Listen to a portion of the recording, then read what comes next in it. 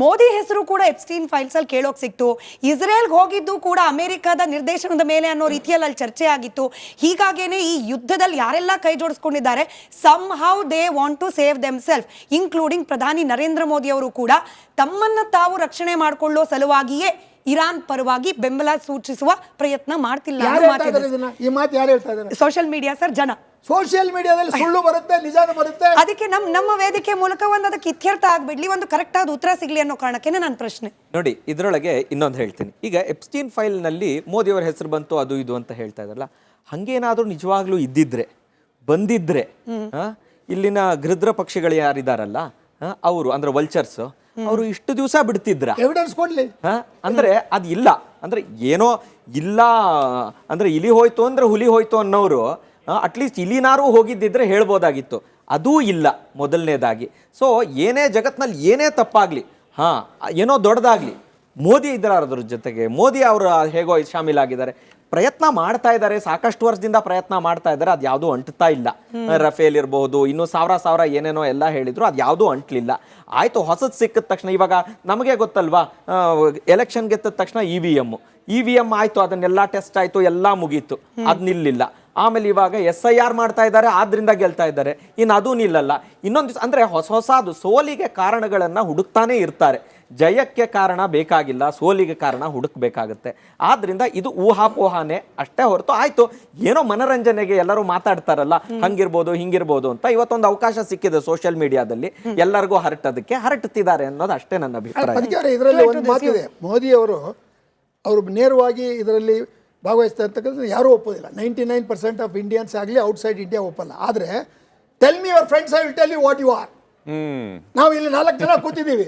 ಇಲ್ಲಿ ನಾವು ನಿಷ್ಪಕ್ಷಪಾತವಾಗಿ, ಸಂವಿಧಾನಬದ್ಧವಾಗಿ, ವಿಶ್ವಶಾಂತಿಯ ಪರವಾಗಿ, ಭಾರತದ ವಿದೇಶಾಂಗ ನೀತಿಯ ಪರವಾಗಿ, ಭಾರತೀಯರ ಒಂದು ಅಂತಃಶಕ್ತಿಯ ಪರವಾಗಿ, ಜಗತ್ತಿನಲ್ಲಿ ಶಾಂತಿ ಆಗಬೇಕು, ಯುದ್ಧ ಆಗಬಾರ್ದು ಅಂತಕ್ಕಂಥದ್ದು ಇಡೀ ಪ್ರಪಂಚಕ್ಕೆ ಗೊತ್ತಿದೆ. ಆದರೆ ಯುದ್ಧ ಮಾಡುವವ್ರ ಜೊತೆಗೆ ನೀವು ಸಾಯಂಕಾಲ ಹೋಗಿ ಡಿನ್ನರ್ ಪಾರ್ಟಿಗೆ ಅಟೆಂಡ್ ಮಾಡೋದು, ಫೋಟೋ ತೆಗೆಸ್ಕೊಳ್ಳೋದು, you must avoid this.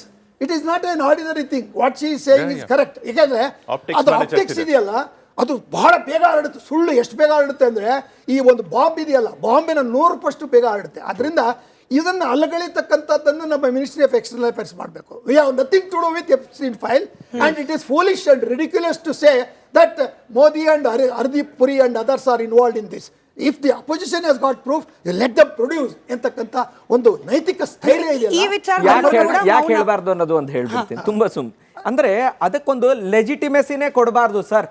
It is ನಗಣ್ಯ. ಅದು ನನ್ನ ಪ್ರಕಾರ ಅಂತೂ ನಗಣ್ಯ. ಯಾಕಂದ್ರೆ ಅದನ್ನ ನಾವು ಉತ್ತರ ಕೊಡ್ತಾ ಇದೀವಿ ಅಂದ್ರೂ ಅದು ಉತ್ತರ ಕೊಡೋ ಅಷ್ಟಾದ್ರೂ ಅದಕ್ಕೆ ಯೋಗ್ಯತೆ ಇದೆಯಾ ಅಂತ ನಾವು ನೋಡ್ಬೇಕು.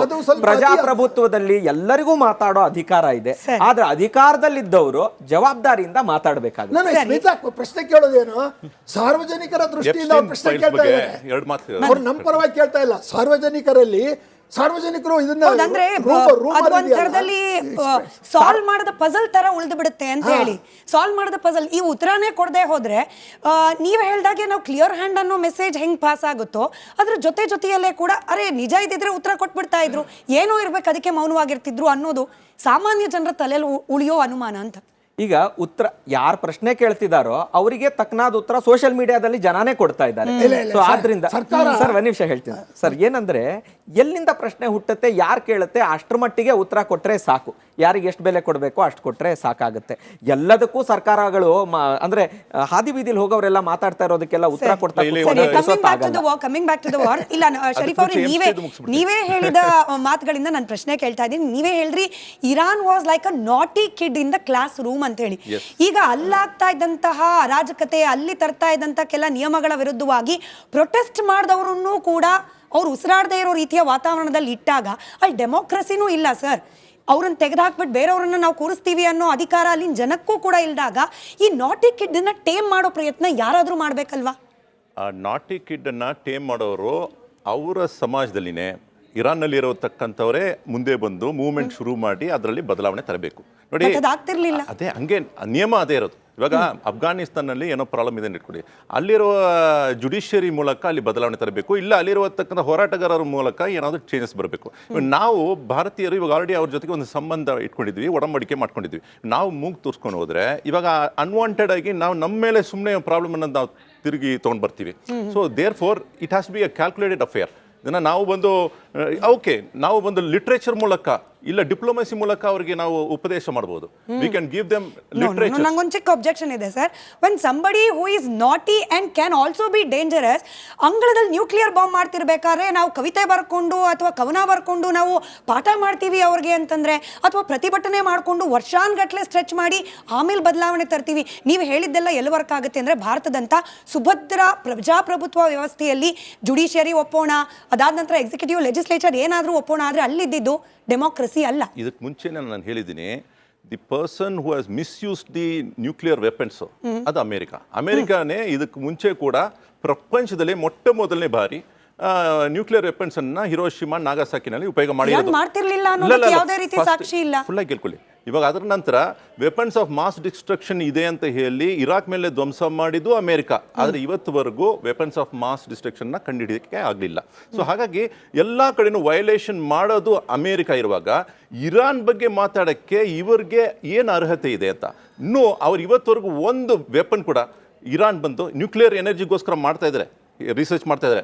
ಬಟ್ ನ್ಯೂಕ್ಲಿಯರ್ ವೆಪನ್ ಅನ್ನ ಉಪಯೋಗ ಮಾಡಕ್ಕೆ ಏನಾದ್ರು ತಯಾರಿ ಮಾಡಿದಾರ ಅಂತಾರೆ ಇವತ್ತವರೆಗೂ ಏನು ಪ್ರೂಫ್ ಆಗಿಲ್ಲ.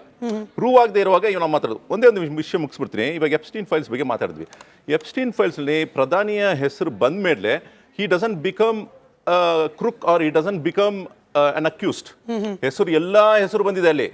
ನೋಮ್ ಚಾಮ್ಸ್ಕಿ ಹೆಸರು ಬಂದಿದೆ, ಬಿಲ್ ಗೇಟ್ಸ್ ಹೆಸರು ಬಂದಿದೆ, ಅವರೆಲ್ಲ ಬಂದು ಒಪ್ಕೊಂಡಿದ್ದಾರೆ. ಏನಂದ್ರೆ ಜೆಫ್ರಿ ಎಪ್ಸ್ಟೀನ್ ಏನ್ ಮಾಡಿದಾನೆ, ಎಲ್ಲರ ಹತ್ರನೂ ಸಂಬಂಧವನ್ನು ಬೆಳೆಸಿ PR ವರ್ಕ್ ಮಾಡಿ ಎಲ್ಲರನ್ನೂ ಅವನ ಐಡಿಯಾಲಜಿಗೆ ತರಬೇಕಂತ ಅವನು ಪ್ರಯತ್ನ ಮಾಡಿದ್ದಾನೆ.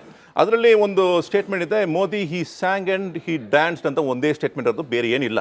ಬಟ್ ಅವ್ರು ಮಾಡಿರುವ ಕೆಲಸ ಬಂದು ಬಹಳ ಡೇಂಜರ್ ಆಗಿದೆ. ಅದನ್ನು ನಾವು ಆಳವಾಗಿ ಸ್ಟಡಿ ಮಾಡಿದ್ರೆ it is something which is concerning the entire international politics. So ಹಾಗಿರುವಾಗ ನಾವು ಬಂದು ಇದನ್ನು ಡೈರೆಕ್ಟಾಗಿ ಮೋದಿ ಅವ್ರ ಮೇಲೆ ನಾವು ಅವರ ಕ್ಯಾರೆಕ್ಟರ್ ಅಸಾಸಿನೇಷನ್ ಮಾಡಬೇಕಾಗಿ ಅವಶ್ಯಕತೆ ಇಲ್ಲ. But at the same time Modi ಅವರು ಬಹಳ ಹುಷಾರಾಗಿರ್ಬೇಕು. ಯಾರ ಜೊತೆಗೆ ಅವ್ರ ಕೈ ಜೋಡ್ಸಕ್ ಹೋಗ್ತಾರೆ, ಸಂಬಂಧ ಯಾರ ಜೊತೆಗೆ, ಯಾಕಂದ್ರೆ the international affairs is getting two complicated. ಬಹಳ ಯಾರು ನಮ್ಮ ಫ್ರೆಂಡ್ ಆಗಿ ತೋರಿಸ್ಕೊಳ್ತಾರೋ ಅವ್ರು ನಮ್ಮ ವಿರೋಧಿ ತರ ಕೆಲಸ ಮಾಡ್ತಿರ್ತಾರೆ. ಸೊ ಹಾಗಾಗಿ ಮೋದಿ ಅವರು ನಮ್ಮ ಹಿತವನ್ನು ಮುಂದೆ ಇಟ್ಕೊಂಡು ನಮ್ಮ ದೇಶದ ಹಿತವನ್ನು ಮುಂದೆ ಇಟ್ಕೊಂಡು ಅವರು ಎಲ್ಲರ ಜೊತೆಗೂ ಬಹಳ ಲೀನಿಯಂಟ್ ಆಗಿ ವರ್ತನೆ ಮಾಡೋದನ್ನ ಸ್ವಲ್ಪ ನಿಲ್ಲಿಸಬೇಕಾಗಿರುತ್ತೆ. Like as though you are the big brother, this is the father nation ಅಂತ ಹೇಳ್ಕೊಳ್ಳೋದು, ಅಂತ ಸ್ಟೇಟ್ಮೆಂಟ್ ಎಲ್ಲ ಕೊಡಬೇಕಾಗ ಅವಶ್ಯಕತೆ ಇಲ್ಲ ಅಂತ ನಾನು. ಶರೀಫ್ ಅವ್ರಿಗೆ ಒಂದು ಪ್ರಶ್ನೆ. ನೀವು ಹೇಳಿದ್ರೆ ನ್ಯೂಕ್ಲಿಯರ್, ನಾನು ಒಪ್ತೀನಿ ಅದನ್ನು, ಬಿಕಾಸ್ ಲಾಟ್ ಆಫ್ ರಿಸರ್ಚ್ ಮಾಡಿದ್ದೀನಿ. ಆದರೆ ಟೆರರಿಸಮ್ ಬಗ್ಗೆ ಇರಾನ್ ಡೈರೆಕ್ಟ್ ಆಗಿ ಗುಟ್ಟಾಗಲ್ಲ ಅದು ಸಪೋರ್ಟ್ ಮಾಡ್ತಾ ಇದೆ. ಹಮಾಸ್ ಆಗಲಿ, ಹೆಜ್ಬುಲ್ಲಾ ಆಗಲಿ, ಹೌದಿ ಆಗಲಿ, ಇವರೆಲ್ಲರೂ ಮತ್ತೆ ಹೊರಗಡೆ ಇರ್ತಕ್ಕಂಥ ಈ ಶಿಯಾ ಪರವಾಗಿರ್ತಕ್ಕಂಥ ಮಿಲಿಟೆಂಟ್ ಗ್ರೂಪ್ಸ್, ಅಂದರೆ ಅವರು ಚಳವಳಿ ಮಾಡಲಿಕ್ಕೆ ಅಥವಾ